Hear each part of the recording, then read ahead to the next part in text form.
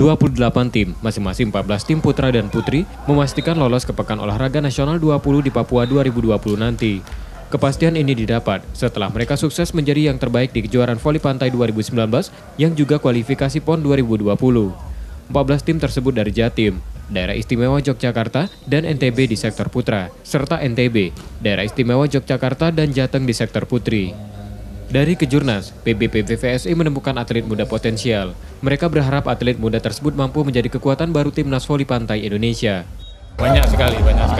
Jadi atlet-atlet muda itu banyak bermunculan, tinggi-tinggi. Oke. Dan dengan peserta dari Aceh sampai Ambon, karena Papua nggak ikut, karena tuan rumah, mereka dapat wildcard.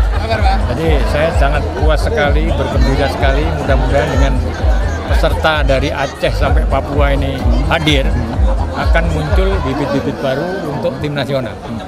Selain itu, PBPVSI sedang mempersiapkan atletnya yang akan turun di SEA Games 30 Filipina akhir 2019. Di SEA Games nanti, tim voli pantai Indonesia menargetkan 2 medali emas. Nur Muhammad, Kompas TV, Palembang. Hasil dari pertandingan final untuk putri antara